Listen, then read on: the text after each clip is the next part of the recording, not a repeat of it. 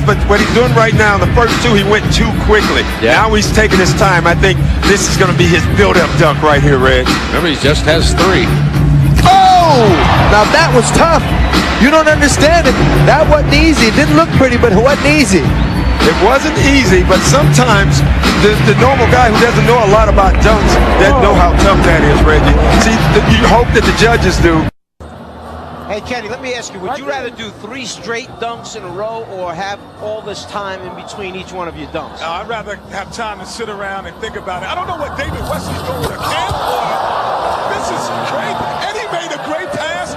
This one is starting to heat up right now. I got to see the replay again. I wasn't even ready to watch it.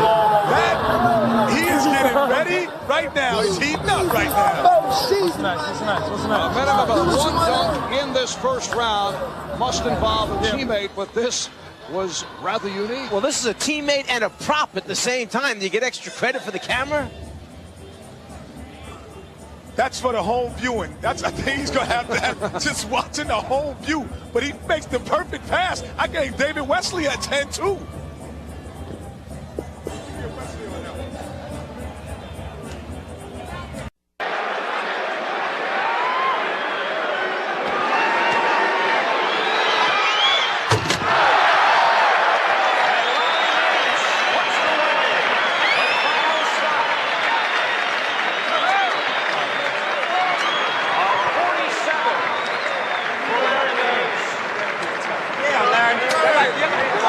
And a score of 40 out of 50 is the number to beat so far.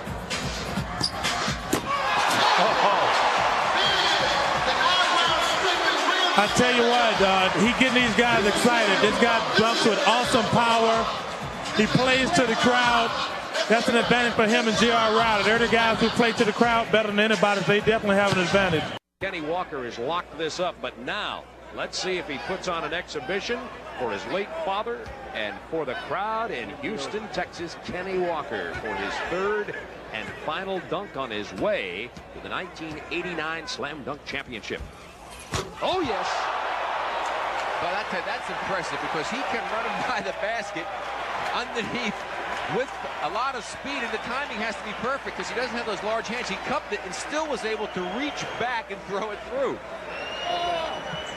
Well, you see Kenny Walker, who is our winner, the only one to start in the corner today and to come up from the underneath side of the basket, look at the head, get it out of the way, and then he drives it home. And the thing that's been so impressive about Walker, the hands, the leg, the showmanship that we talked about, the total package plus the power, he drives it home, and there's no question who is the top dog here at the summit. And Kenny Walker with a 148.1 wins the championship to join the likes of Nance, Wilkins, Webb, and Jordan. What he decides to do. Well, you know, He's going to bring out a blindfold. Hold it. He got Dan Marley, the blindfolded, his teammate, who's also playing in the All-Star game tomorrow. Now we got some creativity here now. Well, I hope he can see out of this because I hope he don't hit that rim head first.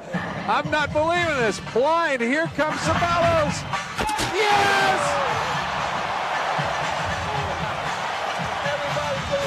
Here it comes. It seemed like he was counting the steps up hard. See, this is what we're talking about. He's got a lot of pressure on 46 is a lot, and he's got to come up with a serious dunk right now. What if he does the free throw line? The free throw line got him the 45. I think so. Play to the crowd. He's going for it. Not only that, the guys in the sideline, all the other players are telling him to go for that one. That's the one they want to see. They're all stepping up one right now. I told you he's got the crowd on his side. He said he would go for a combination Michael Jordan, Dr. J, risky dunk if he needed it. I think he got it, Reggie. I think he got it. Yeah. I think that's a 47. It's going to be very close. It is going to be close. Didn't have the rhythm, didn't have the spectacularness of the Finley dunk, but definitely, you know, when you take off from way out there, look at the stride. And we all talked about it. He's gangly. He's long arms, long legs. And he's got some glide. And he wins it with a 49. 49 for Greg Barry. And I mentioned Drew. Drew had 9 3-pointers when Georgia Tech beat Carolina in overtime. So what a big day for the Barry family today, as Dr. J, along with Dave Cowens, Maurice Lucas, and Artis Gilmore, the 1996 Wesley Crunch Slam Dunk Champion. The winner and the runner-up are automatically invited to the... Moses Malone sitting there checking out the action on the left. See Moses tomorrow. He's going to be here for the regular 35th annual NBA All-Star Game. Dominic, backhand, two-hand. Georgia's based their scoring on athletic ability, creativity, and style, and we saw it there. Dominic Wilkins. He has been the crowd favorite right past about halfway, as you can see why. Beautiful coordination, reverse.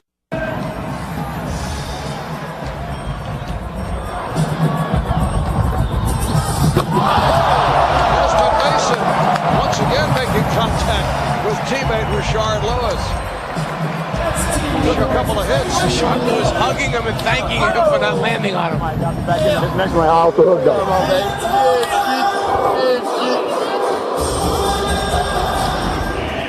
I gotta see the replay here, Kenny. Did he really jump over the top of him? From our angle, we can't really tell if he jumps over him. He doesn't jump side of him. He goes right over the top of him. That's impressive. All right, here's Fred Jones. He's got to bring it, though. Fred's got to bring it if he wants to even be close in this round.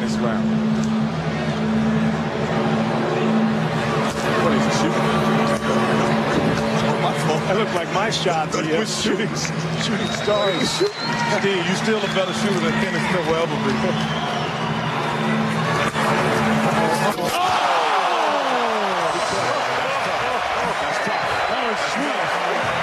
That still wasn't. See, when you go after the Jason Richardson 10, is that a 10? That's like a 9-8. No, that's a 10, Kenny. That's a 9-8. That's tight. The judges gave him a standing 50. It's not the off the backboard between the legs. That's like the ultimate 10. That's why you got to go 9-8s and 5s and all of that. That is sick, though. Okay. Oh, that's awful there. That's a 10. That is only because it was a miss. It wasn't a miss pass. He went to. This is the final round. 3 players advance. Each player will attempt 2 dunks here on a rotating basis. So Kobe will dunk, and then so will the other 2. Then they'll do it one more time. Oh, between the legs, Kobe Bryant. Look at him. Yes. Check him out. Check him out. Look at him. It's tough to look at him as the tough guy, though, Reg. You know, he's so skinny. You know what? It ain't a fight, Doc. It ain't a fight. The boy got some rhythm and flavor. And after he dunks this ball, check him out. Nice between the legs over the top. Look at him. That is so difficult. Some people can't dribble between their legs. He's dunking between his legs. Let's see what the judges give him.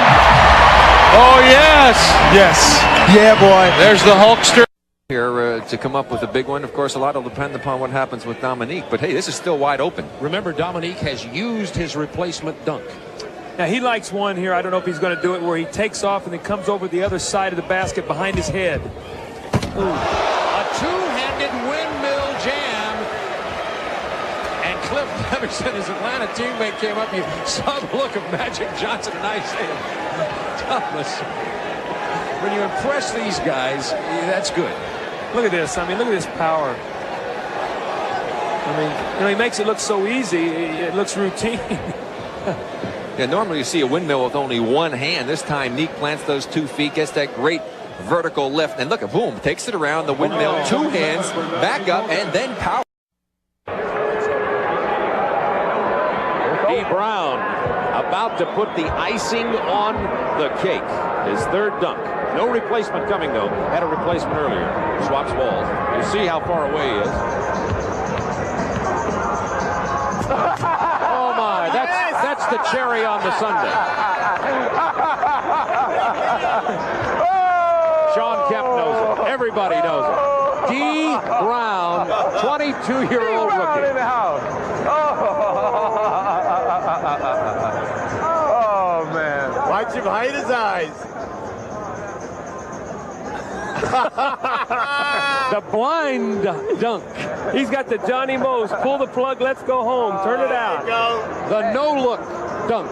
About Kenny Smith right now. Well, what he's doing right now is just showing creativity, and he's done a lot of timing dunks, and he's been nailing them.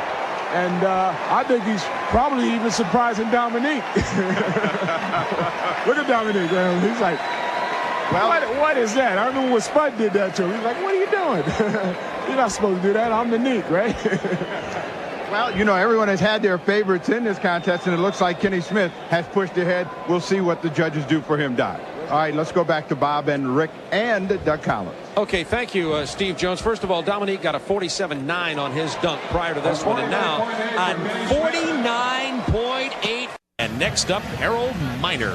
Hey, Charles, remember last year, no one scored a high mark using the bounce.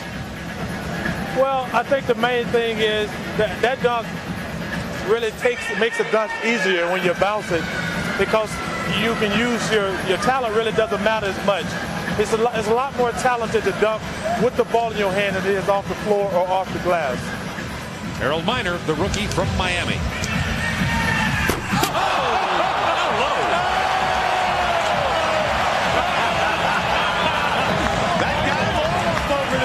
That's a wake-up call.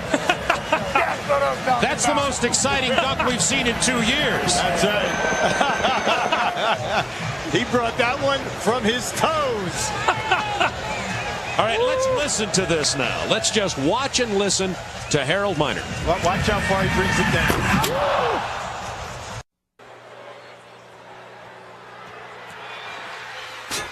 Oh, that was powerful. I guarantee you he will not get 50 on this dunk. Guaranteed. A two-handed windmill, and the judges are going through it. Their entire lives are flashing in front of their eyes. 47, Michael gets a 50, and it's a dunk off.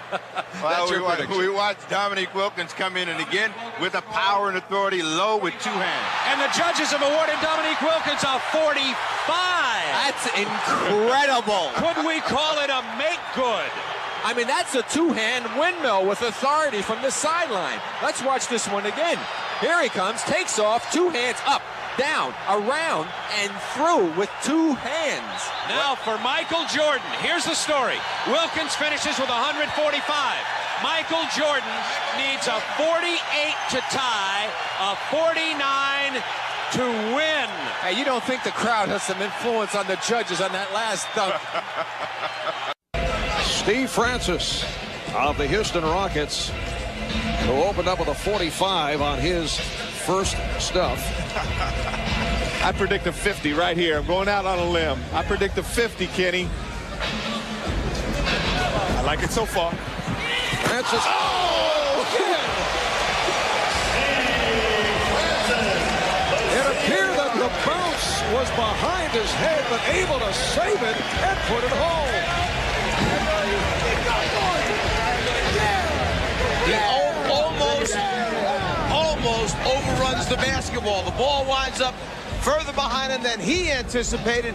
Here he gets going. The ball stays behind. Let me reach back, grab it, and finish. Whoa. What do you have for us over there, Ken? Oh, I got to give him the 10 on that one, ladies and gentlemen, because, like you said, the ball is so far behind him that he actually hits his ankle with the basketball. Watch it hit his ankle. He's going to come back. The jump meter's not 38. They must be wrong, because that has to be over 38.